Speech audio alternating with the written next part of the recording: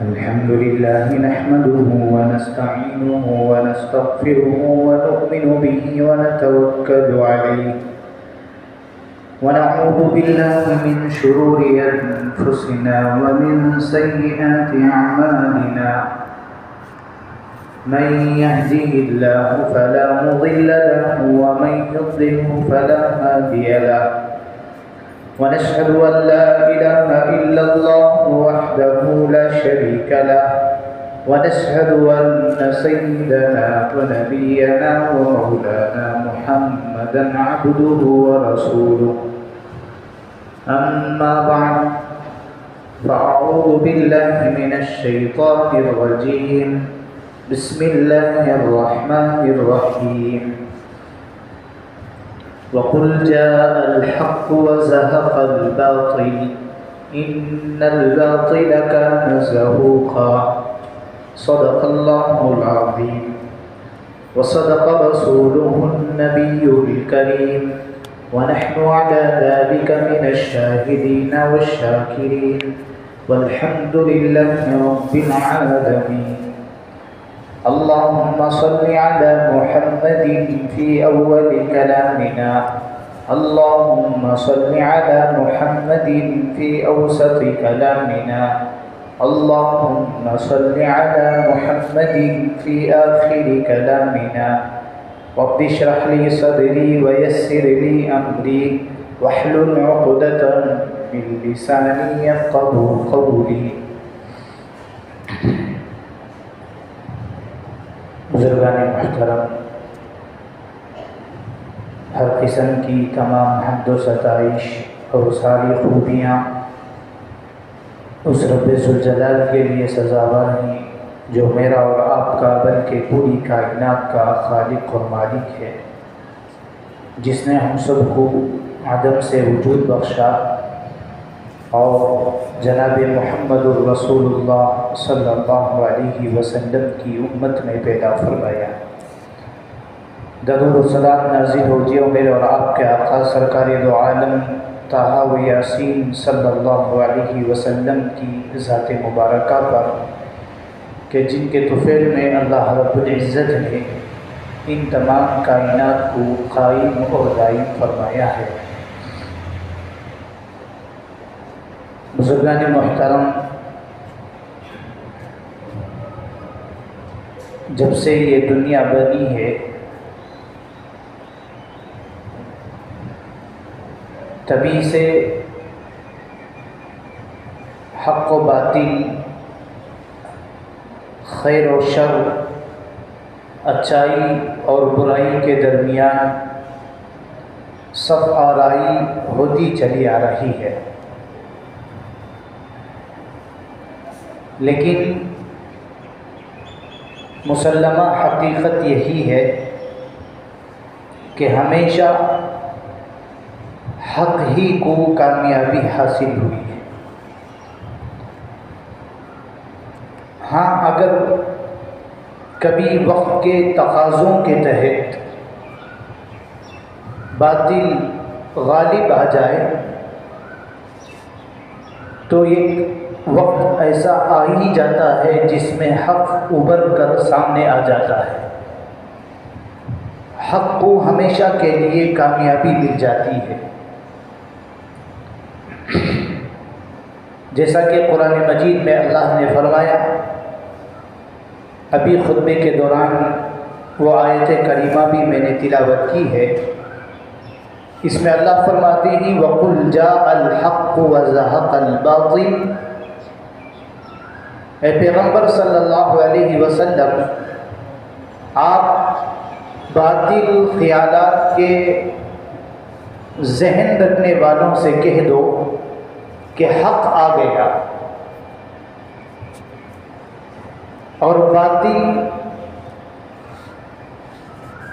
چلا گیا. ان الباطل کان زہوقا. اللہ فرماتے ہیں باطل کو مٹنا ہی ہے. ذرا ہم غور کریں کہ روئے زمین میں جہاں جہاں باطل طاقتیں ہوتی ہیں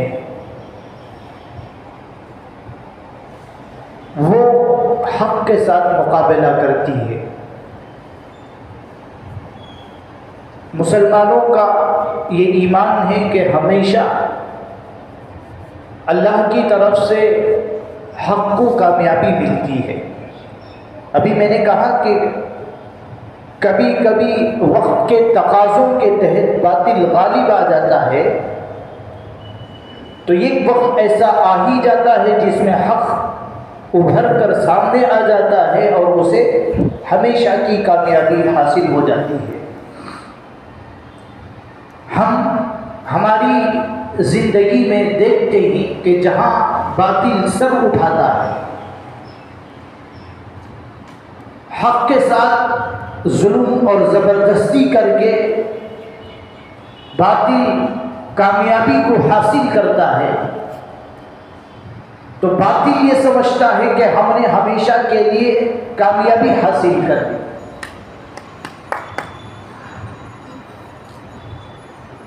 اسے یہ معلوم نہیں ہے کہ حق وقتی طور پر مغلوب ہوا ہے، حق وقتی طور پر دبا ہے۔ جب یہ حق ابھرتا ہے تو باطل نیست و نابود ہو جاتا ہے، باطل کا نام و نشان مٹ جاتا ہے۔ دنیا بھی اسے دیکھتی ہے، مسلمان بھی اسے دیکھتے ہی، اغیار بھی اسے دیکھتے ہیں۔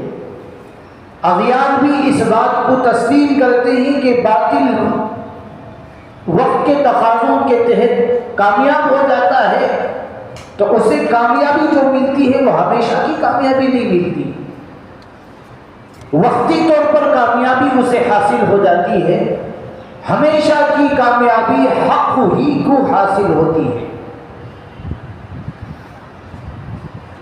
اب ہمیں اس وقت جاننا ہے کہ اہل باطل کا انجام کیا ہوتا ہے۔ باطل وقتی طور پر غالب ہو جاتا ہے، وقتی طور پر کامیاب ہو جاتا ہے۔ جب وہ ظلم کر کے کامیابی کو حاصل کرتا ہے تو مستقبل میں باطل کا انجام کیا ہوتا ہے ہمیں جاننا ہے۔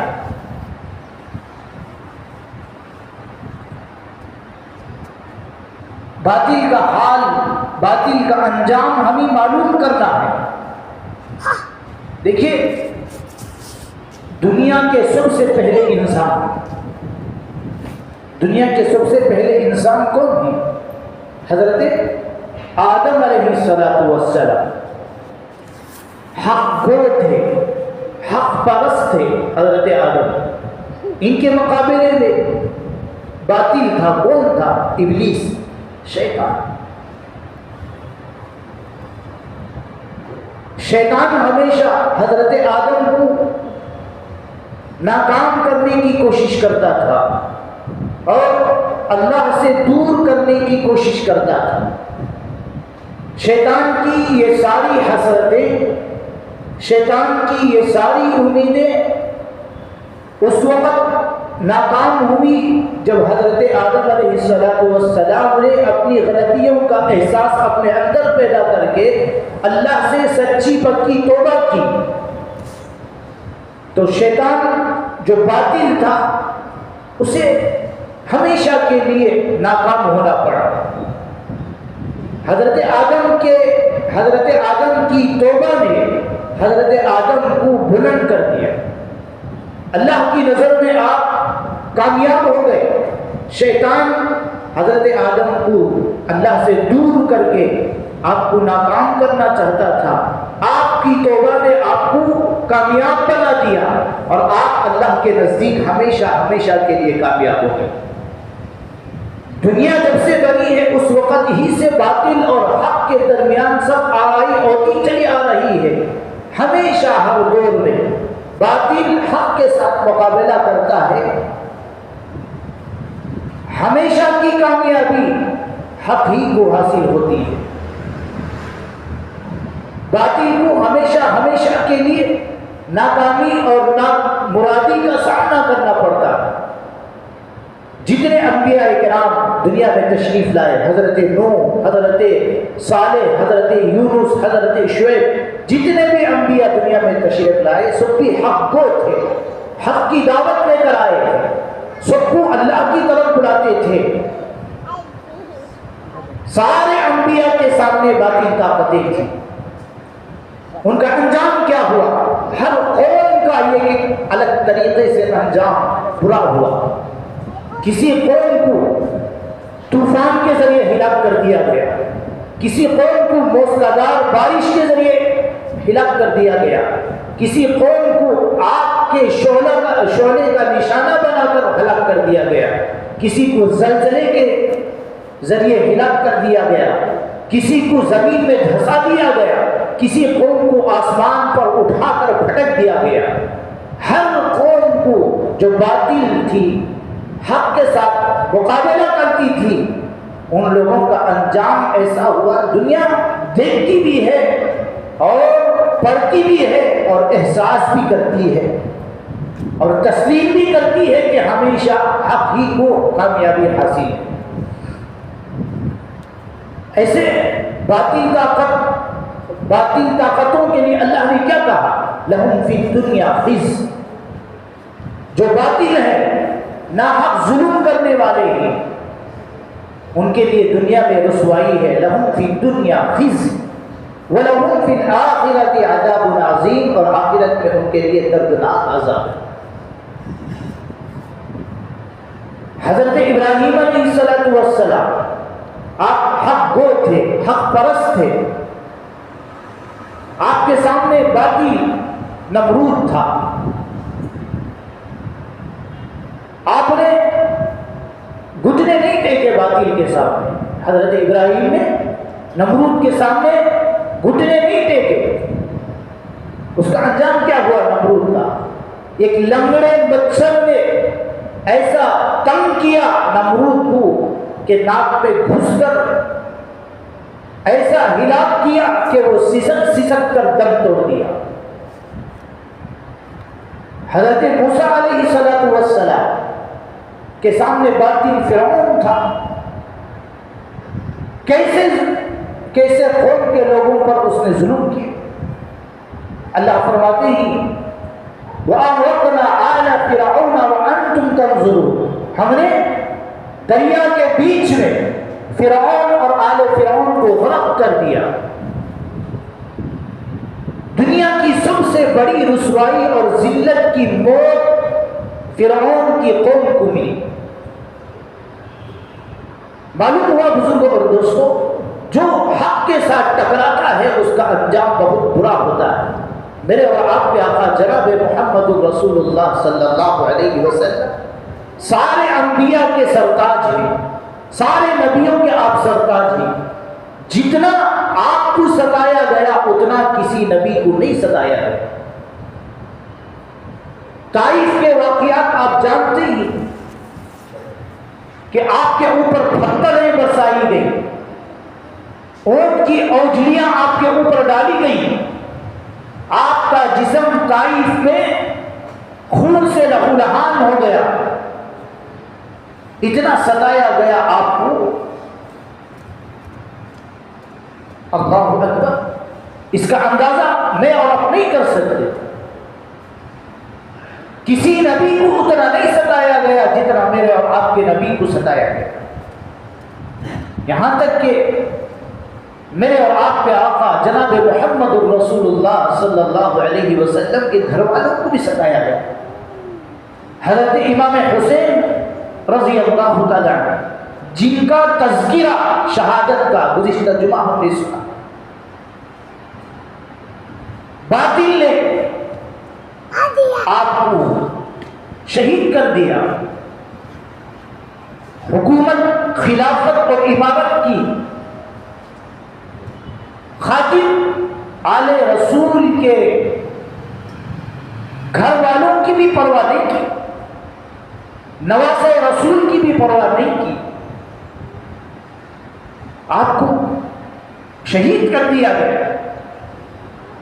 اللہ کے نبی کے ساتھ بھی باطل تھا، آپ کے گھر والوں کے ساتھ بھی باطل تھا، ان لوگوں کا کیا انجام ہوا؟ اس وقت مجھے امام حسین رضی اللہ تعالی عنہ کے قاتلین کا انجام آپ کے سامنے بیان کرنا ہے۔ اللہ نے قاتلین حسین کا انجام کتنا خطرناک بنایا۔ روایتوں میں آتا ہے امام حسین رضی اللہ تعالی عنہ تو شہید ہو گئے،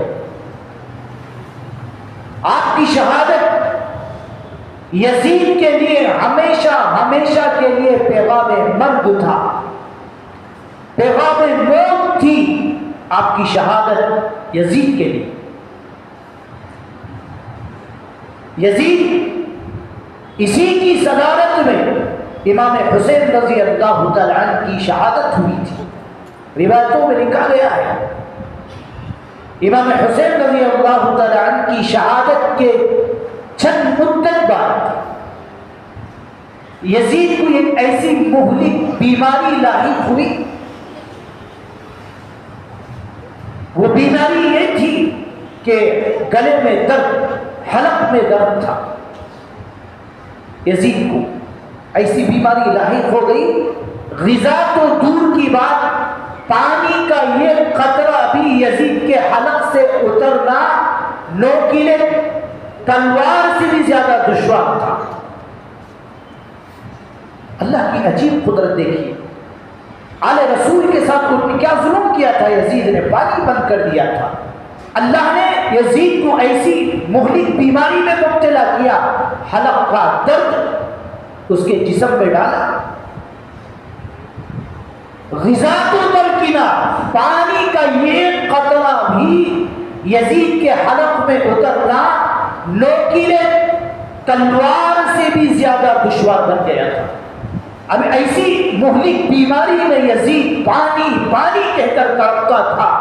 روایتوں میں لکھا گیا ہے اسی تڑپ کی حالت میں وہ بستر مرگ میں ایڑیاں لگڑتے دنیا سے رخصت ہو گیا۔ یزید کے گھر والے بھی جانتے تھے کہ یزید خامخواہ آل رسول کے ساتھ ظلم کر کے اپنی موت کو پکارا تھا۔ گھر والے بھی جانتے تھے، یہاں تک کہ آپ کا یزید کا بیٹا بھی جانتا تھا کہ میرا باپ ناحق آل رسول کا خون کیا ہے۔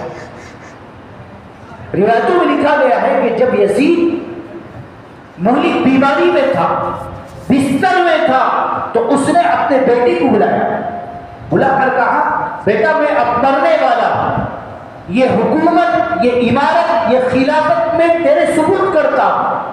دیکھیے یزید کا بیٹا بھی آل رسول کا عاشق تھا، باپ نے بلا کر حکومت سونپی، عمارت سونپی، خلافت سونپی، کہا کہ اب میں دنیا سے جانے والا ہوں، میری یہ حکومت، میری یہ خلافت، عمارت تیرے حوالے کرتا ہوں، قربان جائیے۔ یزید کے بیٹے کے جواب پر کیا کہا یزید کے بیٹے نے؟ ارے ایسی حکومت جس کی بنیاد آل رسول کے لاحق خون پر رکھی گئی ہے، ایسی حکومت کی مجھے کوئی ضرورت نہیں ہے۔ روایتوں میں لکھا گیا ہے بزرگوں اور دوستوں، یہ جواب دے کر یزید کے بیٹے نے اپنے باپ پر 1 لاکھ رسید کیا اور چلا گیا۔ بڑی کسبہ پرسی کی حالت میں یزید کی موت آئی۔ روایتوں میں لکھا گیا ہے کہ یزید کے مرنے کے بعد چند دنوں بعد ایک شخص جس کا نام مختار ثقفی تھا، اس نے محض اقتدار حاصل کر کے کوفہ کے اندر حکومت قائم کر دی، اس ارادے سے کہ میں انتقام حسین کروں گا، جو کہ امام حسین کو جن لوگوں نے شہید کیا کربلا کے اندر، ان کا انجام برا کروں گا، ان کا برا بدلہ لوں گا۔ اس ارادے سے اس نے اقتدار کو حاصل کیا، حکومت یزید کے بعد اس نے حاصل کی۔ لکھا گیا ہے کہ مختار ثقفی یزید کے مرنے کے بعد کوفے کے اندر حکومت قائم کری۔ جیسے ہی اس نے حکومت اس نے یہ کیا، انتقام حسین کا نعرہ لگایا، امام حسین کا بدلہ، پہلا کام انتقام حسین کا نعرہ لگا کر کوفے کے ہر گلی کے ہر گھر سے قاتلین حسین کو ڈھونڈ کر نکالا، تلاش کر کے نکالا۔ جب سارے کربلا کے قاتلین حسین مل گئے تو سب کو انتہائی ذلت کے ساتھ موت کے گھاٹ اتارا۔ اس کے بعد شمر جس نے امام حسین رضی اللہ تعالی عنہ کو اپنی تلوار سے قتل کیا تھا، آپ کو شہید کیا تھا، آخر میں اسے لایا گیا مختار ثقفی کے ساتھ۔ مختار ثقفی نے حکم جاری کیا کہ شمر کو ٹکڑے ٹکڑے کر دیا جائے۔ لکھا گیا ہے روایتوں میں کہ شمر کا آنکھ، کان، ناک، ہاتھ، پیر سب الگ الگ کر دیے گئے۔ اس کے بعد مختار ثقفی نے حکم دیا کہ اس کی لاش کو دیوار کے بازو اٹھا کر پھینک دو، دیوار سے باہر اٹھا کر پھینک دو۔ لکھا گیا ہے کہ دیوار کے پیچھے، مختار ثقفی کے گھر کے دیوار کے پیچھے شمر کی لاش کو پھینکا گیا۔ دیکھنے والوں نے دیکھا کہ اس کی لاش کو درندے اور پرندے چیر چیر کر پھاڑ پھاڑ کر کھا رہے تھے۔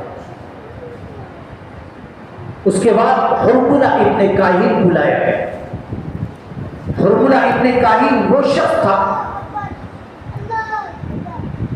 جس کے تیر کا نشانہ امام حسین رضی اللہ تعالیٰ عنہ کے معصوم بچے کو لگا تھا۔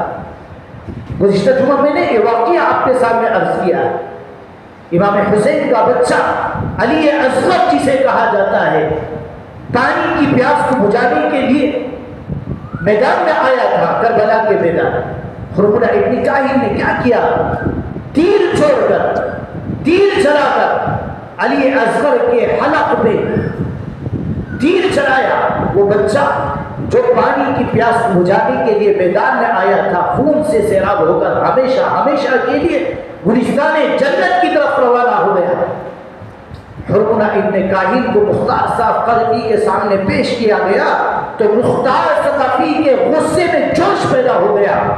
اس نے حکم جاری کیا مختار ثقفی نے کہ حرملہ ابن کاہل کے نوجوان لڑکے کو لا کر سامنے کھڑا کیا جائے۔ حرملہ ابن کاہل ہاتھ جوڑ کر مختار ثقفی کے سامنے کہہ رہا تھا، مجھے معاف کر دو، میں ابن زیاد کے حکم پر مجبور تھا، میں نے علی اصغر کو دشمنی سے نہیں مارا تھا۔ مختار ثقفی آل رسول کا بڑا عاشق تھا، اس نے کسی کی نہیں سنی۔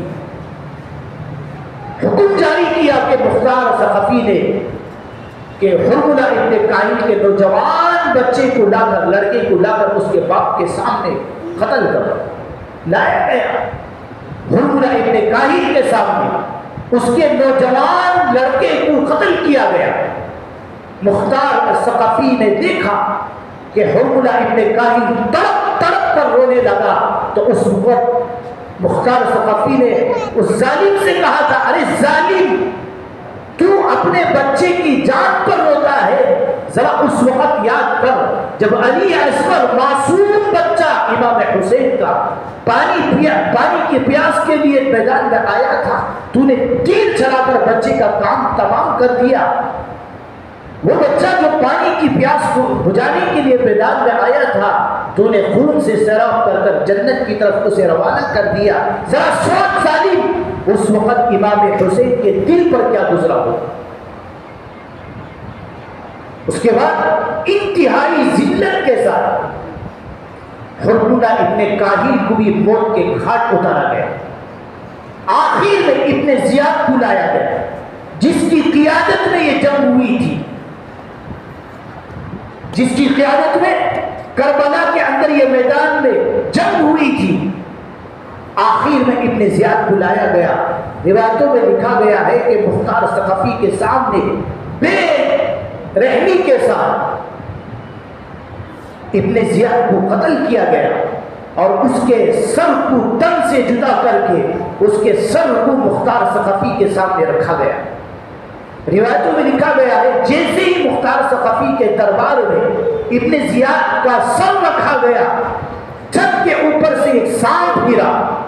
وہ سانپ گر کر ابن زیاد کے سر کے اطراف گھوم کر کبھی اس کے ناک سے گھس کر منہ سے باہر نکلتا تھا، کبھی منہ سے گھس کر ناک سے نکلتا تھا. انتہائی ذلت کے ساتھ اہل باطل کا انجام ہو، ان کی موت انتہائی ذلت کے ساتھ ہوئی. تو بزرگوں اور دوستو، ان واقعات سے ہمیں یہ معلوم ہوتا ہے کہ باطل وقتی طور پر غالب ہو جائے تو ایک وقت ایسا آ ہی جاتا ہے جس میں حق ابھر کر آتا ہے اور ہمیشہ ہمیشہ کے لیے حق ہی کو کامیابی حاصل ہو جاتی ہے. اور جو ظلم کر کے اقتدار کو حاصل کرتا ہے، اہل باطل کے ساتھ مل کر حکومت قائم کرتا ہے، وہ کبھی ہمیشہ کے لیے باقی نہیں رہتی. امام حسین رضی اللہ تعالیٰ کا یہ واقعہ ہمیں یہی سبق دیتا ہے کہ تم کبھی اہل باطل کا ساتھ نہ دو، حق کے ساتھ جڑ کر رہو. جو ظلم کرتا ہے اہل باطل کے ساتھ مل کر لوگوں پر ظلم کرتا ہے، اللہ تعالیٰ ظلم کا بدلہ مرنے سے پہلے ہی دے دے.